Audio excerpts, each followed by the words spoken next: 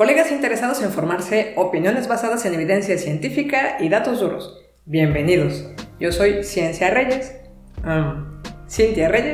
y hoy sí te voy a platicar sobre algunas historias y datos que espero sean útiles para corredores.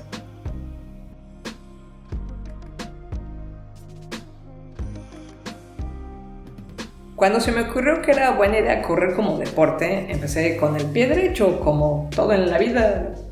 Bueno, la verdad es que las cosas nunca me salen bien, me regresan los trámites, me ignoran injustamente, me prometen que me van a contratar ahora sí como debe ser y ya pasaron 3 años y medio y no pasa nada. Ok, olvidemos todo eso. El asunto es que hace algunos años se me ocurrió que correr era una buena manera de ser una persona activa. Mi papá fue corredor muchos años hasta que, como el chiste, se le fregó la rodilla. Hola, papá.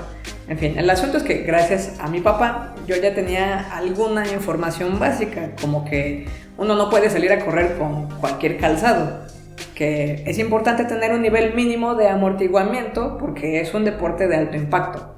Lo que quiero decir es que cada pisada, sobre todo si corres en concreto, es un golpe, porque pues la tercera ley de Newton.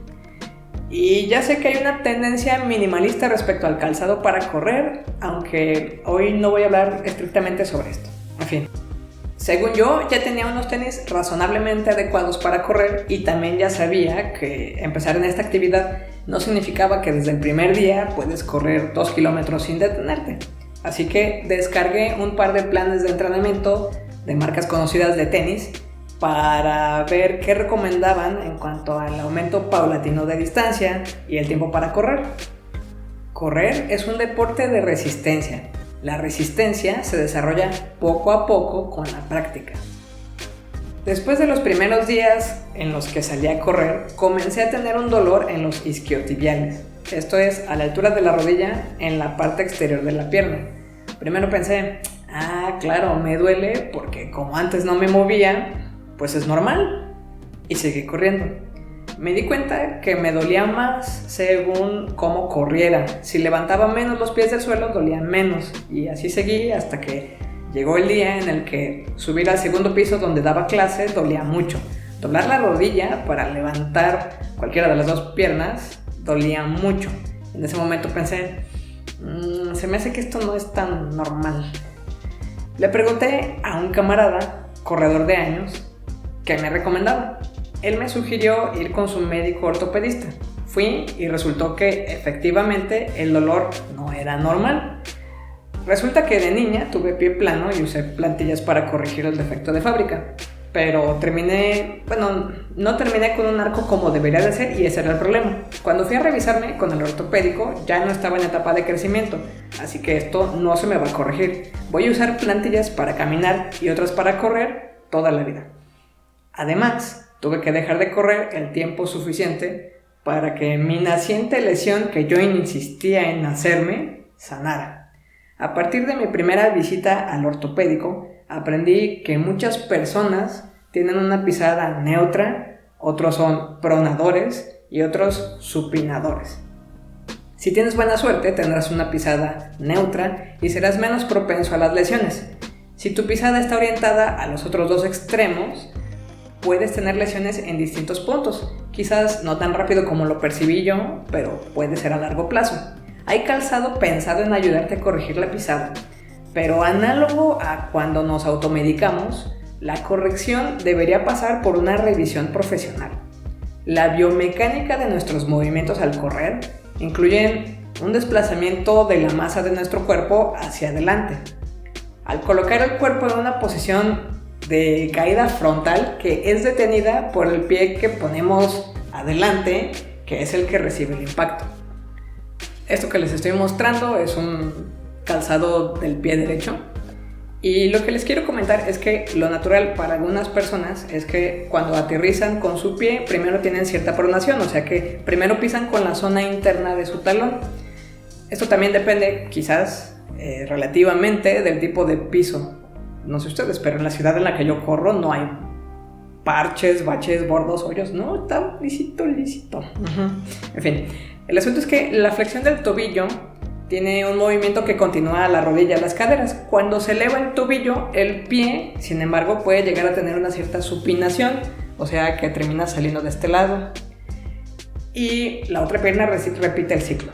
Para otras personas, el contacto con el suelo inicia en la zona externa del talón, o sea, supinando. Luego se desplaza la carga hacia la zona interna del pie y se despega por el lado del dedo gordo, o sea, pronando. Todos los pies pueden pasar por periodos de pronación y supinación en el ciclo que repetimos al correr para minimizar las fuerzas del impacto y maximizar la potencia de la pisada. El problema es cuando los tiempos que el pie está en una posición de pronación o supinación no son adecuados y como todo el movimiento se va comunicando al resto del cuerpo, provoca lesiones. Alguna vez compré una aplicación de celular que se supone que ayuda a medir algunas de estas cosas respecto a tu pisada. La aplicación requería que te grabaras mientras corrías y luego le indicaras ciertas posiciones donde estaba la suela del calzado, el punto más bajo de la pisada, la parte frontal, etc. Este tipo de herramientas pueden ser útiles para darte una idea, pero mejor aún es que alguien experto en el área te ayude a hacer el análisis. Cuando hay que corregir la pisada, se tendría que evaluar desde la pelvis, la cadera, las rodillas, si nuestras piernas inclusive miden lo mismo, los rangos y ángulos de movimiento, la estabilidad, el balance, la propiocepción. La propiocepción no es la incepción propia o autoinception, es el sentido que le dice el cuerpo en qué posición estamos para no caernos, no cortarnos nosotros mismos y demás. Algún día te haré el video sobre los 5 sentidos del cuerpo que no son 5 y que deben incluir a este. En fin, voy a explicarte solo unos cuantos términos que he leído en artículos de este tipo de temas y que espero haber entendido bien. Te los quiero explicar porque si lees mis referencias o te pones a buscar artículos de este tipo, es probable que te los encuentres. Dorsiflexión y flexión plantar. Imagínate que esta es mi pierna. Entonces dorsiflexión es que la punta de tus pies se levanten hacia la pierna y flexión plantar es que la punta de tus pies se deslice hacia abajo. Bueno, baja. El rango normal de movimiento en la dorsiflexión es de 15 a 20 grados y en la flexión plantar es de 60 a 65 grados. Aducción y abducción. Cuando un fisioterapeuta te dice aducción, se refiere al movimiento que lleva una extremidad hacia el centro o hacia el frente de una línea de referencia o del propio miembro. Cuando te dice abducción, está hablando de alejar con respecto a un referente. La palabra abducción para mí antes solo significaba algo en el contexto, por ejemplo, de alienígenas abduciendo gente.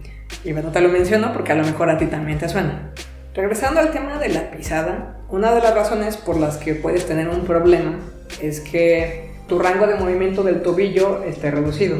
Entonces, si la dorsiflexión, que debería ser de 15 a 20 grados, no se da de manera completa, el movimiento de la rodilla se queda atrás, el cuerpo no se adelanta lo suficiente. Para compensar, el pie se prona excesivamente. Cuando digo pronar, quiere decir que pisas del centro. Entonces, el pie se prona para adelantar la rodilla, que termina abduciéndose y en consecuencia se aduce excesivamente la cadera al centro del cuerpo. O sea, en otras palabras, sus piernas y la cadera terminan todos chuecos. Y este ciclo se repite de manera anómala, provocando un desgaste innecesario en algunos músculos, tendones, ligamentos, cartílagos o hasta huesos con el paso del tiempo. No es raro que en algún momento las personas que corremos lleguemos a tener problemas como dolores en pies, cadera, espalda baja, tendinitis, por ejemplo en el tendón de Aquiles, síndrome de la banda iliotibial, bursitis de la cadera o de la rodilla, síndrome del dolor patelofemoral, condromalacia rotuliana, síndrome piriforme. Esto último significa que el músculo piriforme presiona el nervio ciático. Y bueno, para aclarar todo lo que acabo de decir, son formas de dolencias distintas. A mí también me han pasado varias de ellas. Típicamente, las respuestas que he obtenido cuando pregunto cuál puede ser la causa de esta dolencia es que hay un desgaste por trabajo excesivo de la zona o problemas en la biomecánica de la pisada. En general, un movimiento reducido en una parte del cuerpo deriva en una compensación exagerada de otra parte del cuerpo. Entonces, siguiendo el ejemplo que te acabo de dar, si tú tuvieras una dorsiflexión limitada, tal como lo acabo de describir, y quisieras compensar esta movilidad disminuida con un calzado sin que un profesional hiciera una revisión completa de tu caso, no necesariamente obtendrías el efecto buscado. A lo mejor no resuelves el problema. Interrumpimos este video porque está quedando exageradamente largo, así que mejor dividirlo en dos. La próxima semana te voy a comentar sobre maneras de correr con respecto al aterrizaje con el talón, la parte media del pie o la parte delantera. Espero que lo encuentres útil. Esto también asociado a posibles lesiones y cómo puedes tú mismo identificar tus movimientos grabándote. Por cierto que para quienes viven en la Ciudad de México habrá edutubers presentes en la Semana de la Educación. De mis dos canales habrá material en proyecciones los 3 días y tendrán la oportunidad de conocer personalmente a varios de los compañeros edutubers que viven en aquella ciudad. Pueden registrarse donde les muestro en pantalla para que asistan. Se trata de un evento donde puedes encontrar información sobre distintas licenciaturas y posgrados.